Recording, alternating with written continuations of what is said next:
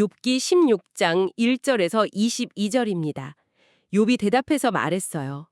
그런 말들은 나도 참 많이 들었답니다. 너희는 나를 위로한다고 하면서 오히려 마음을 아프게 하는 사람들이군요.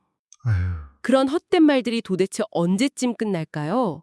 너희가 도대체 무엇 때문에 그렇게 콕콕 찔러서 대답하는 건가요? 만약 너희가 지금 내 자리에 있고 내가 너희 자리에 있다면 나도 너희처럼 그럴듯한 말로 너희를 꾸짖고 너희를 향해 고개를 절레절레 흔들 수 있답니다. 네. 하지만 나는 내 입술로 너희에게 용기를 주고 따뜻한 위로의 말로 너희의 걱정을 덜어주었을 거예요. 내가 아무리 말을 해도 내 슬픔과 걱정은 줄어들지 않고 가만히 입을 다물고 있어도 내 아픔은 조금도 떠나가지 않네요. 하나님, 이제 주님께서 저를 너무나 지치게 하시고 제 온 집안과 사랑하는 사람들을 다 망하게 하셨어요. 참 마음이 아프네요. 주님께서 제 몸을 삐짝 마르게 하신 것이 제가 죄를 지었다는 증거처럼 되어서 제 마른 모습이 일어나 저를 향해 잘못했다고 손가락질하는 것만 같아요. 하나님은 화가 나셔서 저를 찢고 미워하시며 저를 향해 무섭게 이를 가셔요. 마치 원수처럼 아주 날카로운 눈빛으로 저를 노려보고 계신답니다. 사람들도 저를 향해 입을 쩍 벌리고 조롱하며 제 뺨을 때리고 다 같이 모여서 저를 무섭게 공격하고 있어요. 아유. 하나님께서 저를 나쁜 사람들에게 휙 넘겨버리시고 악당들의 손에 저를 던지셨어요. 제가 편안하게 잘 살고 있었는데 그분이 저를 꺾으시고 제 목을 잡아 잘게 부수셨어요. 저를 세워놓고 화살을 쏘는 관역으로 삼으셨답니다. 그분의 화살들이 사방에서 날아와 사정없이 저를 찔러요. 세상에. 제 콩팥을 꿰뚫고 제 쓸개가 땅에 쏟아지게 하시네요. 그분이 저를 치고 또 치시면서 마치 힘센 용사처럼 제게 마구 달려드신답니다.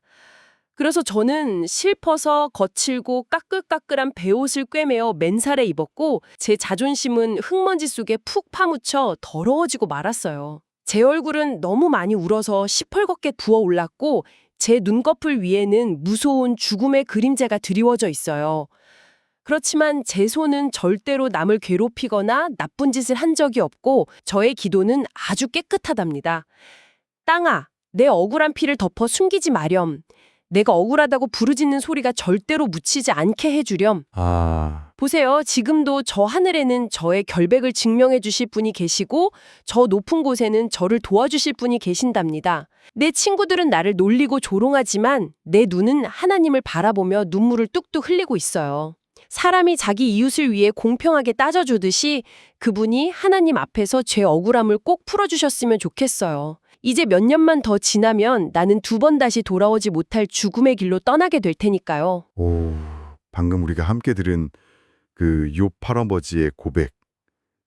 그 마음이 얼마나 깊고 캄캄한 절망의 한가운데를 지나고 있는지 진짜 고스란히 느껴집니다.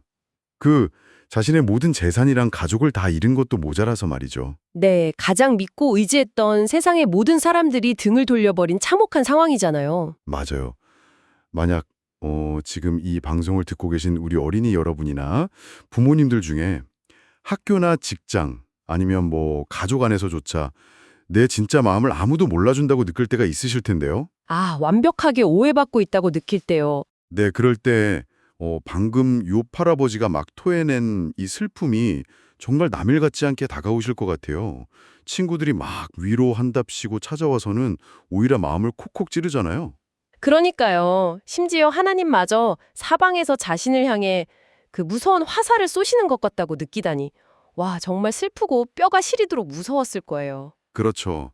자신이 겪는 이 재난이 마치 자기가 엄청난 죄를 지었다는 살아있는 증거처럼 사람들에게 여겨지는 그런 상황이니까요. 근데요, 저는 이 대목에서 약간 조금 혼란이 오더라고요. 욥이 막 엉엉 울면서 억울하다고 부르짖다가 갑자기 저 높은 하늘에 내 결백을 증명해 줄 분이 있다. 이렇게 선언하잖아요. 아, 네. 아주 예리한 관찰이에요. 그게 고대 시대의 상식을 조금 생각해 보면 엄청난 고통을 받는다는 건 곧 그 사람이 엄청난 죄를 지었다는 아주 논리적인 증거로 통용되던 시대였을 거란 말이죠. 그렇죠. 인과응보의 시대였죠. 주변 모든 문화가 심지어 자기 친구들조차 너 죄 지어서 벌 받는 거다 이렇게 말하고 있는데 어떻게 욥은 이 시대적 상식을 완전히 거스르면서까지 자기를 변호해줄 존재가 하늘에 있다고 확신하는 건가요? 아, 바로 그 지점이 오늘 이야기의 가장 위대한 반전 중 하나거든요. 당시 사회의 법적 시스템을 조금 이해해야만 그 깊이를 알 수 있는 대목인데요. 오, 법적 시스템이요? 네, 욥 할아버지가 고개를 쫙 들어서 애타게 부르짖으며 찾았던 그 존재를 히브리어 원문에서는 사하드라고 부릅니다. 아, 사하드요? 오, 뭔가 되게 멋진 발음이네요. 그게 단순히 막 내 편이 되어주는 사람 이런 뜻 이상의 무언가가 있는 건가요? 훨씬 더 무겁고 결정적인 의미를 가집니다. 이 사하드가 바로 증인이라는 뜻인데요. 그 고대 근동사회 법정을 한번 상상해 보세요. 네, 상상해 볼게요. 오늘날처럼 막 DNA 검사나 CCTV 영상 같은 과학적인 물증이 있던 시대가 아니잖아요. 어떤 사람이 억울하게 누명을 딱 썼을 때 그 사람의 무죄를 증명하고 심지어 사형을 면하게 해줄 수 있는 유일한 장치가 바로 이 신뢰할 수 있는 사하드의 존재였습니다. 와, 사하드라니 정말 든든한 단어네요. 그러니까 누군가 억울하게 막 돌에 맞아 죽을 위기에 처했을 때 사하드가 없으면 그냥 소문이나 군중의 분위기만으로도 억울하게 목숨을 잃을 수 있었다는 거군요. 정확합니다. 온 세상이 욥을 향해서 너는 죄인이다 이렇게 고발하고 있고요. 심지어 욥 스스로 느끼기에도 하나님이라는 최고 재판관이 자기를 향해 막 사형 집행에 화살을 당기시는 것 같은 극도의 절망감 속이었어요. 어휴, 이대로라면 욥은 진짜 변명 한번 제대로 못하고 영원히 죄인으로 죽을 수밖에 없는 상황이었겠네요. 맞아요. 그런데 그 순간에 욥은 자신을 향해 날아오는 그 모든 비난을 뚫고 하늘을 봅니다. 땅에는 나를 변호해 줄 사람이 단 한 명도 없지만 저 높은 하늘에는 내 진짜 진실을 알고 끝까지 내 편에 서서 목숨 걸고 나를 변호해 줄 참된 증인, 즉 사하드가 반드시 존재할 거라는 엄청난 믿음을 보여준 거죠. 와, 그렇게 들으니까 사하드라는 단어가 프로스토 단순히 학교나 친구들 사이에서 내 마음 몰라줄 때 어깨 토닥여주는 그런 수준이 아니네요. 그렇죠. 차원이 다르죠. 아니야, 이 친구 진짜 마음은 그게 아니야. 이렇게 내 편이 되어주는 진짜 멋진 친구이면서 동시에 내 생명과 직결된 구원자라는 거군요.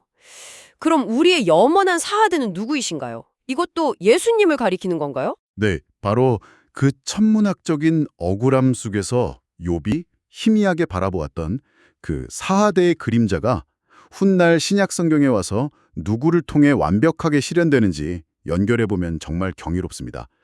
우리의 영원한 사하드가 되어주신 분, 바로 예수 그리스도이시죠? 아, 욥 할아버지가 하나님이 나를 관역으로 삼아 화살을 쏘시는 것 같다고 두려워했는데 예수님이 십자가에서 친히 그 무서운 관역이 되어주신 거네요. 우리가 맞아야 할 벌과 화살을 대신 담아드시면서요. 완벽한 이해입니다. 예수님은 그냥 멀리서 팔짱을 딱 끼고 너 참 억울하겠구나 하시는 분이 아니에요. 세상 사람들이 심지어 내 마음조차 나를 막 미워하고 정죄할 때 하늘나라에서 하나님 아버지께 이 아이는 내 사랑하는 자녀입니다. 이 아이의 진짜 마음을 제가 합니다. 이렇게 지금도 쉼없이 변호하고 계시는 진짜 참된 증인이 되시는 겁니다. 여러분, 우리가 가끔 상처받은 친구를 대할 때 욥의 친구들처럼 행동할 때가 있잖아요. 위로한답시고 막 내 기준대로 섣불리 판단하거나 날카로운 말로 오히려 마음을 콕콕 찌를 때요. 네, 그럴 때가 참 많죠. 하지만 오늘부터는 우리가 예수님을 닮은 사하드가 되어주기로 결심했으면 좋겠습니다. 친구가 아프고 힘들 때 함부로 정답을 강요하기보다 그 마음을 끝까지 알아주고 따뜻한 용기를 주는 사람이 되어야겠어요. 맞습니다. 그리고 반대로 여러분 자신이 억울한 일을 당해서 세상 누구도 내 마음을 몰라준다고 느껴질 때면 나를 위해 기꺼이 화살을 대신 맞으시고 하늘에서 나를 변호하고 계신 우리의 영원한 사하드 예수님을 꼭 기억하시길 바랍니다. 자, 우리의 억울함을 완벽하게 풀어주시는 하늘의 증인 사하드에 대해 들으니 마음이 참 든든해지는데요. 여러분, 하지만 여기서 욥 할아버지의 고난이 해피엔딩으로 바로 끝나는 것은 아닙니다. 아직 이야기가 더 남아있죠? 욥 할아버지가 하나님의 엄청난 크기와 위대하심 앞에서 자신이 얼마나 작고 연약한지 고백하는 또 다른 이야기를 마저 들어보겠습니다. 욥기 9장 1절에서 35절입니다. 욥이 다시 입을 열어 대답했어요. 네 말이 맞다는 걸 나도 잘 알고 있단다. 하지만 약한 사람이 어떻게 하나님 앞에서 자기가 완벽하게 의롭다고 말할 수 있겠니? 만약 사람이 하나님과 따지며 말싸움을 하려 든다면 하나님께서 묻는 1000가지 질문 중에 단 한 가지도 제대로 대답하지 못할 거야. 하나님은 마음이 참으로 지혜로우시고 힘이 엄청나게 강하신 분이셔. 그러니 그분께 맞서서 고집을 부리고도 무사히 잘 살 수 있는 사람이 과연 누가 있겠니? 네. 하나님이 화가 나셔서 커다란 산을 와르르 무너뜨리고 옮기신다고 해도 산조차 자기가 언제 무너졌는지 전혀 깨닫지 못한단다. 그분이 땅을 제자리에서 뒤흔들으시면 땅을 받치는 튼튼한 기둥들마저 덜덜 떨며 흔들리지.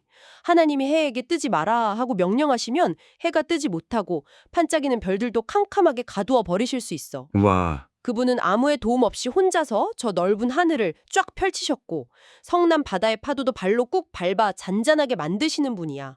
하늘에 반짝이는 북두칠성과 오리온자리, 묘성 같은 아름다운 별자리들, 그리고 남쪽 하늘의 비밀스러운 방들도 다 하나님이 만드셨단다. 우리가 다 계산할 수도 없을 만큼 엄청나게 큰 일을 하시고 셀 수조차 없을 만큼 놀라운 기적들을 매일매일 일으키시는 분이지. 아하. 그 눈이 내 눈앞으로 휙 지나가셔도 나는 그 모습을 볼 수 없고 내 앞에서 움직이셔도 나는 전혀 알아채지 못해. 하나님께서 무언가를 빼앗아하시면 도대체 누가 막을 수 있겠니? 그분께 감히 지금 무엇을 하시는 겁니까 하고 따져 물을 수 있는 사람은 아무도 없단다.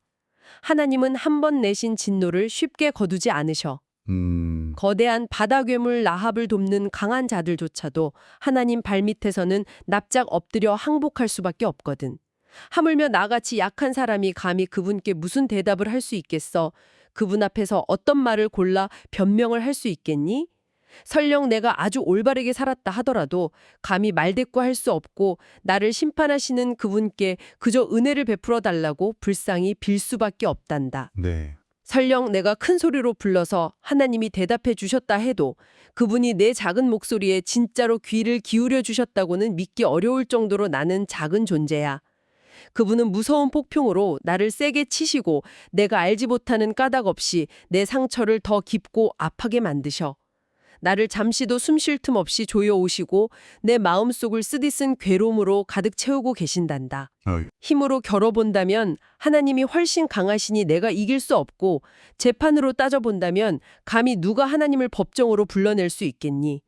설령 내가 옳다고 해도 내 입에서 나오는 말들이 실수하여 나를 죄인으로 만들 것이고 내가 흠없이 깨끗하다 해도 하나님 앞에서는 결국 부족한 사람으로 판결받고 말 거야. 나는 온전하게 살려고 했지만 지금은 너무 고통스러워 나 자신을 돌아볼 여유도 없고 이 생명을 차라리 보잘것없이 여길 뿐이란다.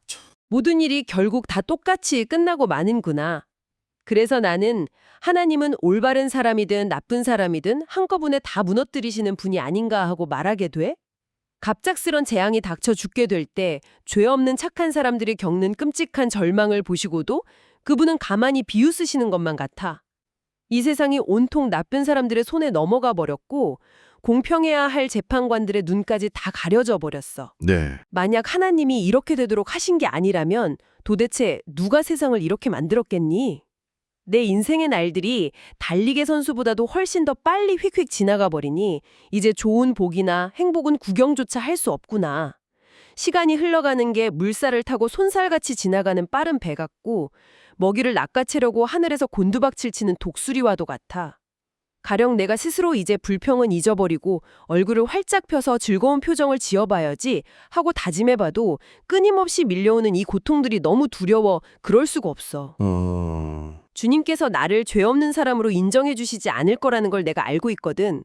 어차피 내가 하나님 앞에서 죄인이라고 판결을 당할 텐데 내가 무엇 때문에 헛되이 고생을 하겠어.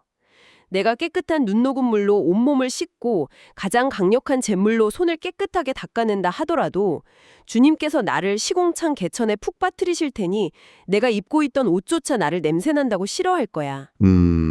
하나님은 나처럼 똑같은 사람이 아니셔. 그러니 내가 감히 그분과 마주서서 대답할 수도 없고 함께 법정에 들어가 재판을 열 수도 없단다. 하나님과 나 사이에 양손을 다 얹어놓고 공평하게 판결을 내려줄 만한 훌륭한 재판관도 우리 사이엔 없구나. 내 소원은 이거야.